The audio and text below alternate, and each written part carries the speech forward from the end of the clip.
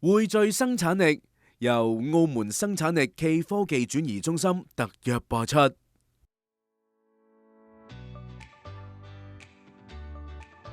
國際管理認證係企業規範管理、提升實力嘅重要標準。生產力暨科技轉移中心每年都會舉辦澳門企業國際管理認證嘉許典禮，正係為咗樹立行業標準，帶動更多本地企業深耕標準化管理，走穩長遠發展之路。跟住落嚟，我哋就聽下各個行業優秀企業嘅實踐心得。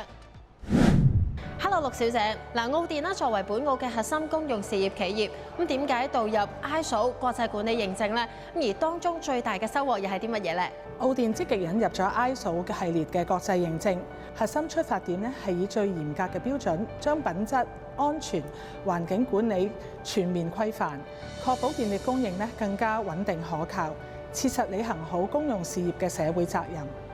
而最大嘅收穫咧，就係我哋全公司嘅流程更加標準化，管控更加到位，員工嘅安全意識同埋專業能力都得以持續提升。特別值得一提嘅咧，就係澳電其實早喺15年之前咧，已經率先喺澳門推行溫室氣體管理體系，一直堅持以國際水平兼顧安全、品質同埋環境保護。呢份嘉許咧，其實係對澳電長期堅持國際管理標準、持續精進嘅肯定，更係全體員工共同努力嘅成果。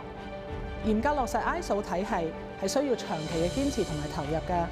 而我哋亦都透過體系嘅運行，實現咗卓越嘅成效。澳電衷心感謝業界同埋社會嘅認可，未來我哋會繼續堅守標準，精益求精，以更穩定、更安全、更高效嘅電力服務回饋澳門。Hello Lydia， 自來水嘅服務啦，係涉及咗民生啦同埋環境啊，推行環境管理等等嘅標準，咁對於企業運作同埋可持續發展帶嚟乜嘢嘅實質改變呢？其實咧由2000年開始咧，20幾年嚟，澳門自來水先後共考取咗7張 ISO 證書嘅，認證嘅範圍咧覆蓋咗質量啦、職安健、環境、食品安全、能源管理、資訊安全以及化驗室嘅檢測能力㗎。咁澳門自來水咧，亦都一直秉承以客為先嘅精神啦，致力為全澳嘅市民提供安全、穩定、優質嘅供水服務。咁而 ISO 系統咧本身目標設定同埋持續改善嘅要求咧，多年嚟其實為我哋累積咗好多營運數據啦，建立工作流程同埋一啲營運優化。好衷心多謝澳門生產力一直以嚟提供嘅技術支援以及佢哋嘅培訓服務啦。佢哋係我哋歷年能夠考取 ISO 認證嘅一個強大嘅後盾嚟嘅，亦都提供咗非常寶貴嘅協助。咁亦都非常感激咧，佢哋舉辦今次嘅ISO 認證嘉許活動啦。因為呢啲 ISO 認證嘉許咧，對我哋公司上下20幾年嚟喺 ISO 工作上面嘅努力耕耘咧，係一種肯定嚟㗎。咁亦都同時咧，鼓勵咗我哋同我哋嘅母公司蘇伊士集團繼續攜手，努力做好我哋嘅份內工作，致力為澳門特區以及澳門全澳廣大市民提供安全、穩定、優質嘅供水服務，共同推進澳門嘅可持續發展。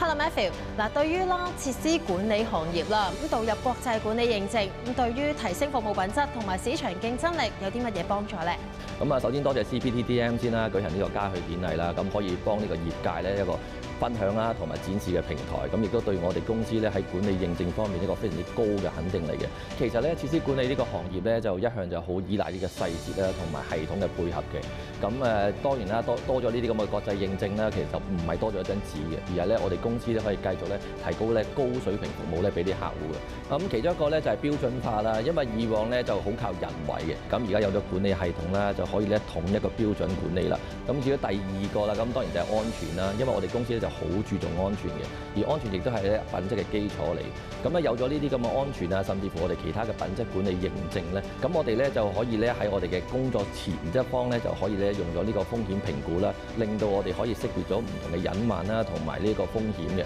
咁至於第三點啦，就係品牌效應嘅提升啦。咁我哋咧可以咁多嘅管理認證啦，咁其實亦都可以幫到我哋咧就去達到國際嘅水平。咁嘅口碑方面一定係大大提升咗。希望咧憑住呢個獎咧，我哋可以繼續向前啦，繼續咧去努力嘅。咁當然我哋亦都咧唔會停喺落嚟嘅，我哋咧就會咧繼續深化我哋嘅綜合管理系統啦。希望啦，我哋咧喺呢個行業裏面咧就樹立一個標杆啦，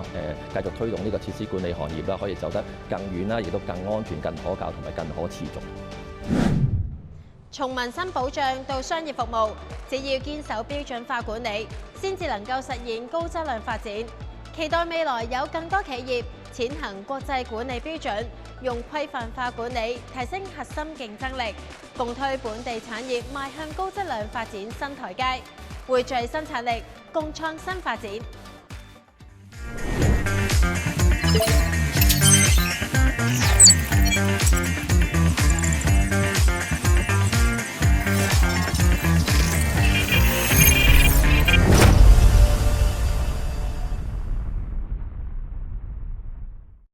匯聚生產力，由澳門生產力暨科技轉移中心特約播出。